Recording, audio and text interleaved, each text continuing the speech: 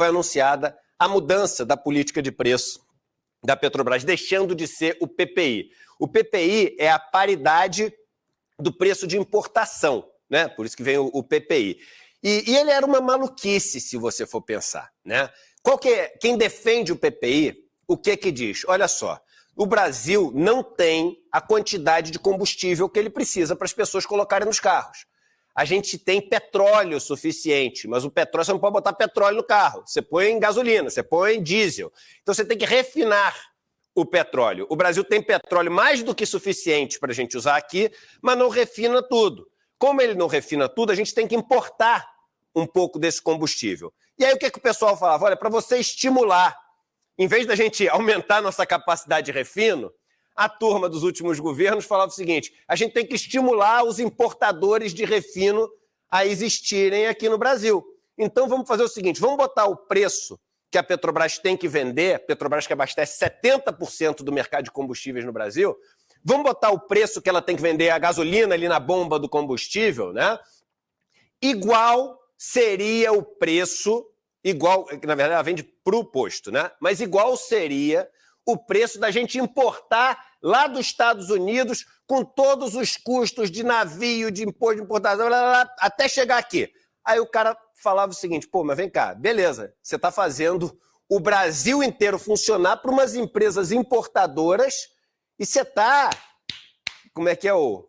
se lixando e andando, para não falar um palavrão aqui, para a população brasileira, que podia estar comprando combustível num preço muito mais barato, principalmente quando você tem choques e o petróleo sobe muito de preço. O que acontece? Quando o petróleo sobe muito de preço, a Petrobras, que abastece 70% do mercado, podia, nesses 70%, dar uma amortecida na história. Ah, mas os outros 30% vai acabar ficando mais caro. Vai, mas na média, a matriz energética brasileira tem um preço mais baixo. As importadoras vão continuar conseguindo existir porque a gente não consegue suprir o mercado de combustíveis aqui porque a gente não tem refino.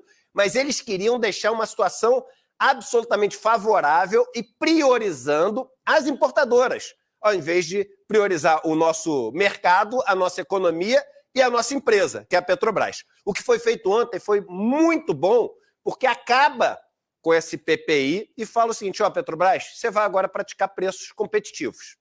O que quer dizer competitivo? Você é um agente de mercado. Você não está tabelada nesse preço, que é um preço pior do que as importadoras, ou igual, no limite igual das importadoras. Você pode praticar. Ah, mas com isso, Eduardo, a Petrobras pode ganhar fatia de mercado. Ela pode crescer. Pode. E é isso que vai poder. Por isso que a ação da Petrobras subiu ontem. Porque a Petrobras, com isso, ela tem possibilidade de ser mais competitiva nos preços e, ao ser mais competitiva, aumentar a sua fatia de mercado. Então, ele é muito bom para o valor da Petrobras como empresa e para o Brasil, quando o combustível tiver uma pressão para subir muito de preço por causa de choques no preço do petróleo, a gente ter um grau de liberdade de poder segurar isso. Isso é o que aconteceu. O que não aconteceu, e o papel no ICL aqui, é a gente ser fidedigno aos fatos. E quando a gente dá opinião, a gente fala, olha, isso aqui é uma opinião minha. Mas um fato que é importante é o seguinte, essa queda que aconteceu nos combustíveis até agora, no governo Lula, isso não tem nada de vontade do Lula. Isso não é mérito desse governo. Vamos dar mérito para o que o governo está fazendo, cumprindo uma campanha, uma promessa de campanha, quebrando esse absurdo que é o PPI e tendo a coragem de fazer essa empresa brasileira ser a empresa que ela pode ser. Isso é o mérito que tem que dar. O que não é desmérito, mas também não vale dar o mérito que não é dele. A queda de combustíveis que teve até agora de preço é por causa do PPI. Olha que curioso. Por causa do PPI que o combustível caiu até agora. Veja bem, põe o primeiro gráfico aqui, que é o gráfico do preço do petróleo. Isso aqui é o preço do petróleo há um ano atrás até agora, os últimos 12 meses. Está aqui selecionado. Um ano. Ele estava a níveis de 120. O petróleo estava negociando a 120 dólares. Agora o petróleo está negociando a 70 dólares. Então, o preço do barril de petróleo caiu de 120 para 70. Mas não é só isso, como diria as facas guinso e as meias vivarina, que é mais antigo sabe do que eu estou falando. Não é só isso. O dólar caiu também lá de 5,30, 5,40, que onde chegou nesse período aqui do tempo, para níveis de 4,90. Então, o preço do barril de petróleo em reais caiu absurdamente. E aí até uma curiosidade agora, quando você olha o preço da bomba, da gasolina, dividido pelo preço do barril de petróleo em reais, põe o próximo gráfico que a gente rodou ontem.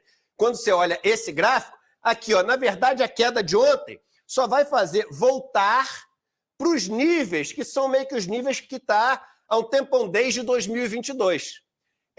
A gente tem uma queda forçada, que a gente sabe, do Bolsonaro para poder ganhar voto, para poder comprar voto, mas o que a gente tem agora era o seguinte, uma estabilidade por causa do PPI, tinha subido de preço a gasolina aqui em relação ao petróleo, a gasolina não subiu de preço, ela caiu, mas caiu menos do que o barril de petróleo.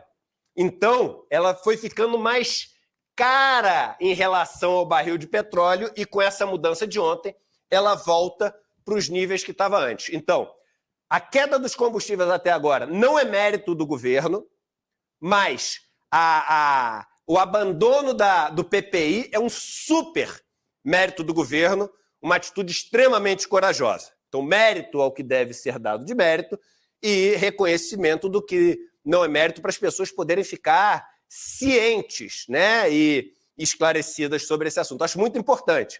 Esse é o nosso papel aqui no ICL Notícias.